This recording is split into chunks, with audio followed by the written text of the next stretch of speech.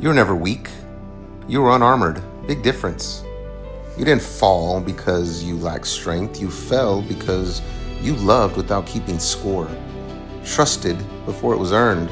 Had open doors, not walls. And the wolves showed up. The energy vampires, the insecure, broken narcissists with masks of fake goodness. They always do.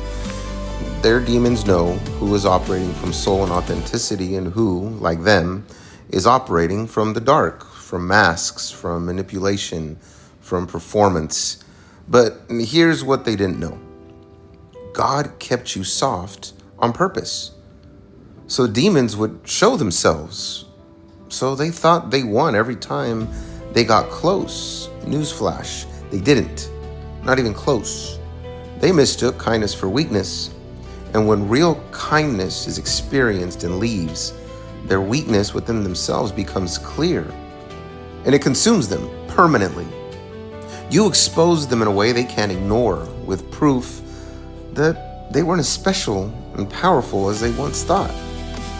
Because someone with real light saw them for what they were and left.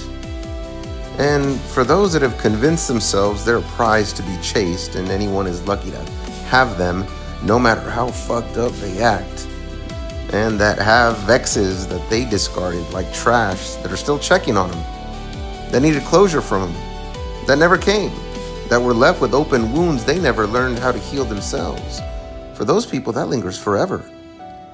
You actually didn't need closure from them. Their behavior was the closure. You saw them. Unlike the others they fooled into believing they were chase-worthy, you saw them for the insecure, shame-filled, toxic charlatans that they are, and then you just left, quietly, permanently. So yeah, the mask cracks. And they're never the same again. I mean, seriously, did you notice how you unknowingly at the time flipped the script that others got trapped in? And believe it or not, that's rare, because these fuckers are good at this shit. And you saw it. Yeah, look, you took some hits, but then you got the fuck out of that circus. And that wasn't luck. That was God's plan.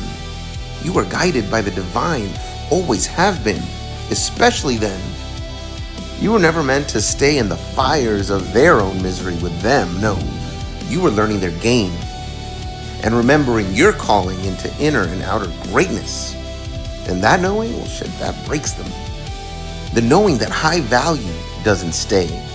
It doesn't get addicted to them. Only those that are pre-shattered, already broken, or like them, not worth having either. Those are the ones that stay with them. And that was made clear when God, in his perfect timing, walked you out of their lives for good. Look, it's a game to them, and you beat them at their own game, where your spirit was the prize. And look, they lose when you don't crumble, when you quietly walk away for good, when you expose what they've been hiding their entire lives, when you become not entranced by them, but repulsed by them, and when you simply don't care anymore. And that's what happens after years of crushing weaker souls when they finally encounter what I call a super empath. Even if that empath hasn't realized that these encounters were part of God's overall plan yet. Every time you rise up and leave these covert predators behind for good, something they likely never experienced before you, it destroys the only operating system they have, which is an unfiltered ego with no capacity for love, care, or empathy. It shatters, and you weren't even trying. You were in a win-lose game you didn't even know back then that you were playing, and they did. At the time, you thought it was a relationship, not fucking spiritual warfare. Before you knew better, you had blindfolds on to who they really were, what they were doing, but it didn't matter. You were being led by divine hands, and when God is for you, no man or woman can be against you. Your soul was meant not to only withstand those vampires, wolves, narcissists, but to make them question their own existence, and to make them less effective when they go back into the wild, onto those streets, and encounter their next prey. Those that aren't ready to withstand them when they attack, like you were. And now they become more desperate, more obvious, less calculated next time. And that's a good thing. like some corrupt surgeon suddenly developing a hand tremor that never goes away, like a predatorial jaguar defanged and declawed, so they can't harm others the same way. Remember this: nothing can harm God's anointed, not even when unarmored. That divine armor was always there even before you could see it. Angels have always surrounded you, especially in the time that you spent in the fires you were being forged in. They picked the wrong one when they came for you. Or was it God's plan the whole time? Perhaps they got stuck in the fire with you, not the other way around. It was their turn to learn a lesson, while still another opportunity for you, for your growth of emotional sovereignty, discernment, and wisdom. Look, if you've been through the fires and came out stronger and wiser, then that's you. That's the proof. You were chosen for this spiritual warfare. It was part of your fate, where souls are the prize. That's an important responsibility. And you were always meant to go through those fires. You weren't sent to them to be destroyed, no. You were sent to expose them to themselves, to weaken their demons. And for you, to gain your wings, to see clearly, to see where you were leaking energy that these energy vampires could jump on before.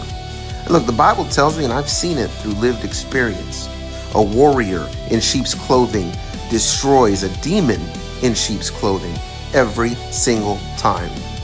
Even before that warrior knows what they are, because God is running this, not them.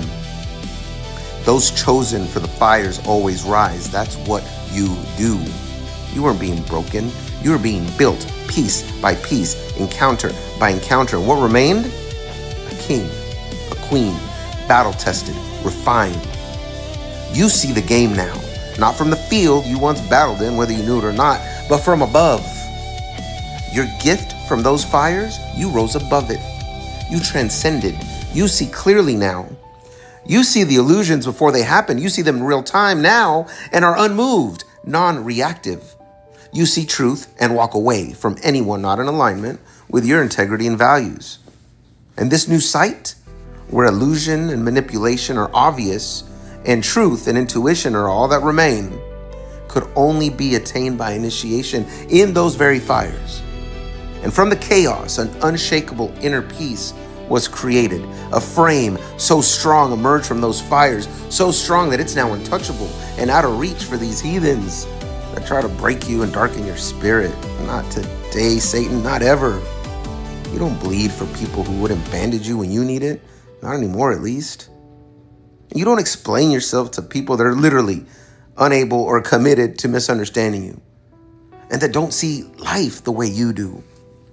It's a waste of energy, especially on those dead flowers that are so jaded and literally dead inside, despite their fake appearances, that they can't create their own light, power, and energy, that they have to siphon it from others to feel alive at all. You don't take anything anyone like that does personally, especially those not capable of decency, respect, and trustworthiness. You don't chase, you observe. You don't react, you decide.